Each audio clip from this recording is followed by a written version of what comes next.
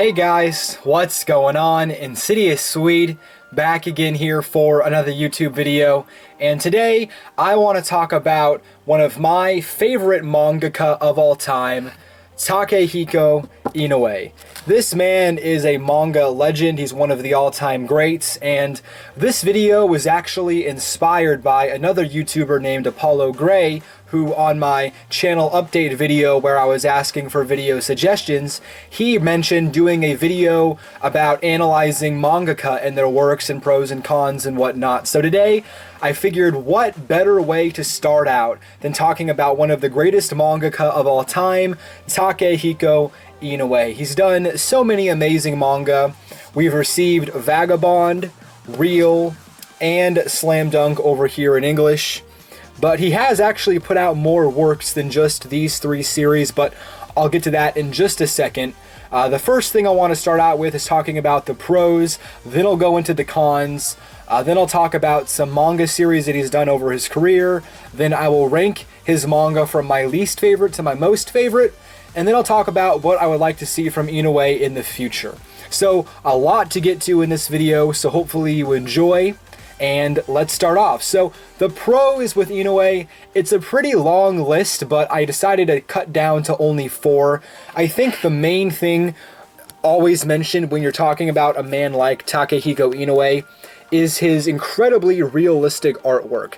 The kind of detail he can get into every panel, the kind of emotion that he can express through characters like this is truly my favorite in the industry. He's personally my favorite artist of all time. I'd be hard-pressed putting anybody above him. The closest in my eyes in terms of artist is Makoto Yukimura, but even then I still think my clear number one has to be Takehiko Inoue. I mean, just look at that. It's absolutely stunning. But I think sometimes when people are so infatuated with the man's artwork, they sometimes forget how good of a writer he actually is. Very rarely do you find somebody who's not only this talented in artistry, but also at the same time can make very elaborate and very amazing stories. And Takehiko Inoue has both in bunches. This guy can do both of them very well. It's easily why he's one of the greatest mangaka to ever live. There's a reason why he's my second favorite mangaka of all time. Everything about this man is perfection. And yeah, that's kind of him in a nutshell for me. The other thing that I wanted to mention about Takehiko Inoue is kind of more of a self-pro more than kind of a general pro, but considering his level of talent, out of his main works, 3 of them are basketball manga series. Now, you guys may not understand my love for basketball, but it's the sport I grew up playing. I love the game to death, and I have to say, to see a man like Takehiko Inoue do so many sports, especially basketball manga, and doing them so well, it just elevates him in my eyes to a whole nother level because, again, how much I love the sport. But yeah, beyond simply my love for basketball, you know, a series like Slam Dunk is, you know, world-renowned. It's one of the best-selling manga of all time. At one point, it was the best-selling sports manga of all time. I'm not entirely sure if it still holds that record, but regardless, it's a very, you know, high-selling series, not only in Japan, but also outside. And I'm still mad at Viz for not putting out some sort of box set for the manga. Hopefully one day we can see something for it, but even if there is never a box set, that should be no reason not to get Slam Dunk, because it's bar none one of the best sports manga series I've read. And then a title like Real, which definitely falls under the radar, and it's not your traditional sports manga series. It's actually about wheelchair basketball. And there's a lot of, you know, depressing moments in here as well, but it's done in such a brilliant way that it really is one of my favorite manga of all time. Nice Vince Carter tribute right there, gotta love that. But yeah, everything about this manga is amazing, and it's unfortunate how underrated this manga is. I do not see this manga in enough collections because it truly is a brilliant series, and definitely one of the best sports manga I've read. It was actually on my top 10 favorite sports manga of all time YouTube video that I made not too long ago. But those are the pros behind Takehiko Inoue, definitely a lot of them. Getting into some of the cons, there's really only one worth mentioning, and that is simply his shaky release schedule. I guess with all the greats like Togashi, Inoue, and Miura, they all tend to release manga when they are able to or when they want to, rather than when the publishing company asks them to. So I guess that's kind of a freedom they're granted, considering their level of quality, but definitely something I wish he could improve on.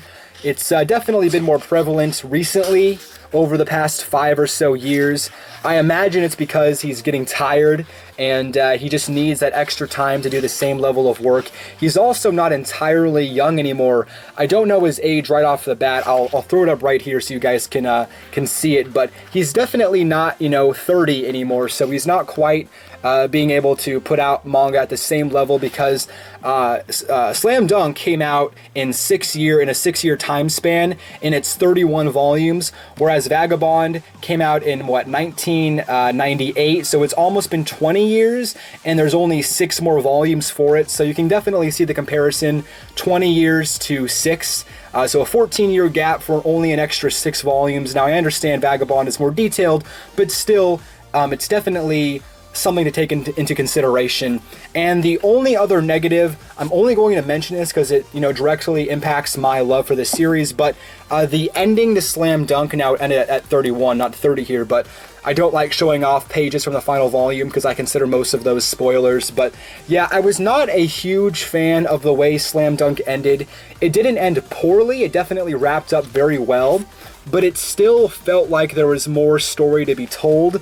And, just with that alone, I have to say it's kind of a negative, although, again, that's being nitpicky because, honestly, the ending to Slam Dunk was brilliant. I just felt like there could have been more story if he really wanted to add some to it, because you're definitely leaving a lot of stuff out, considering you didn't cover too much of Hanamichi Sakuragi and Shohoku's, careers. It really only focused on the one season, and I feel like there could have been a lot more to it, but again, small negative, nothing very impactful.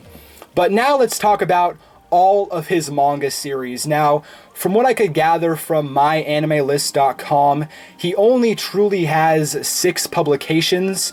The first one came out in 1989 called Chameleon Jail. It was a 2-volume series that, honestly, I had never even heard of it until I looked it up online. But after he did Chameleon Jail in 89, he moved on actually to Slam Dunk. That started in 1990, went on to 1996, like I mentioned, ended at volume 31, but during that time span, he also worked on Babyface, which is a 1-volume title that went on in 1991. Now, actually, I have read this, and although it's not amazing for a 1-volume series, it's fairly decent, so if you have the time, I might recommend looking that up, just reading it for the fun of it. Again, very short, but it's done by Takehiko Inoue, and I feel like because it's done by him, it's worth the read. But after Slam Dunk ended in 96, he actually moved on to another manga called Buzzer Beater. It's a 4-volume basketball series as well, and that went on from 1997 to 98. I don't know if it was canceled or ended at 4 volumes because I haven't read it yet, but pretty short manga there. But right after Buzzer Beater ended, he started up Vagabond, which is now at volume 37. It's currently an ongoing and obviously a masterpiece.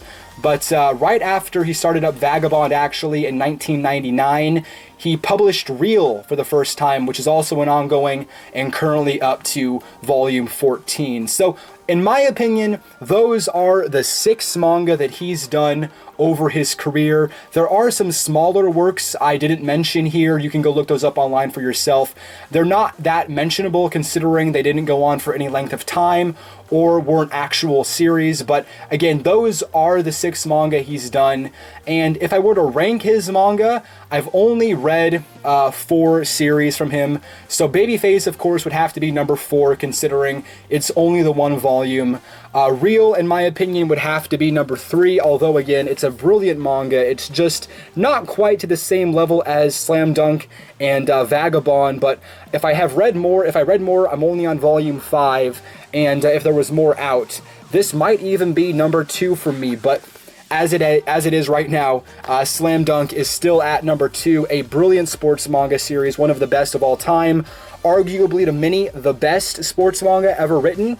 But then, of course, there's no doubt Vagabond stands alone on the mountaintop for Takehiko Inoue, a complete and utter masterpiece. I did a video a couple days ago talking about why I feel Vinland Saga is a masterpiece, and in that video I talked about my 4 manga that I'd give the title of a masterpiece, and I definitely brought up Vagabond because it truly is one of the greatest series of all time. It's so amazing for so many different reasons. Just everything about this manga blows me away. But yeah, that has to be my ranking for Takehiko Inoue's manga. But now getting into maybe some future ideas I'd love to see from him. I imagine this is, 10 years in the future. He's been very diligent, finishes up Vagabond, maybe even finishes up Real, and he's taken a year off. This is all hypothetical, of course, but he's taken a year off and he decides he wants to get back into writing some more manga. And I would love to see a Slam Dunk Year 2 or whatever other title he wants to give it. It doesn't have to be 30 volumes like Slam Dunk was, but I would love to see another story about Shohoku and Hanamichi Sakuragi. I would love to see him go back to this universe after so long and write more about these characters, about the team, about the school. I would love to see that again. This is all, for me, if I had the opportunity to choose what he did, that would be it. But another thing I would love to see him do, and this might be pushing it to some of you guys, but he's very good at writing very historical manga. Vagabond is a great example of that. I would love to see Takehiko Inoue do something like Berserk. Now, not obviously the same, making up unique ideas and concepts, but that just over-the-top gore and brutal kind of style that Miura is known for. I would be very, very interested in seeing how Inoue could turn a brutal seinen universe into something of his own. I personally think, Inoue's art is far and above Miura's, although Miura definitely is very high on my list in terms of great artists, but not quite to the level of Inoue. I would love to see him do something like that. And another idea that I had for him, this is one that's been in my head for a long time. Considering he's done the sports manga, he's done the shonen manga, he's done, historical series like Vagabond, I would love to see him go do a complete 180 and write a science fiction kind of series. In my head, I picture him writing something like Planet Test by Makoto Yukimura. This is another amazing science fiction manga. If you haven't read this one from Yukimura, guys, you're missing out. Just a brilliant, 2 omnibus title here from Dark Horse, detailing a man's journey into space and about his life, about his team, about his father, everything that he goes through. I would love to see Takehiko do something like this as well. I think he'd be very talented at it. And also, if you want to, switch it up, if you will, because he's done a lot of other titles, to do something more science fiction-esque, I think that would be phenomenal. But yeah, these are just purely ideas out of my head that are all hypothetical, guys. But that is my, whatever you want to call it, overview analysis of Takehiko Inoue. He's clearly, without a doubt, one of the best mangaka to ever live. But anyways, guys, thank you for watching. I am InsidiousSwede, and until next time, take care.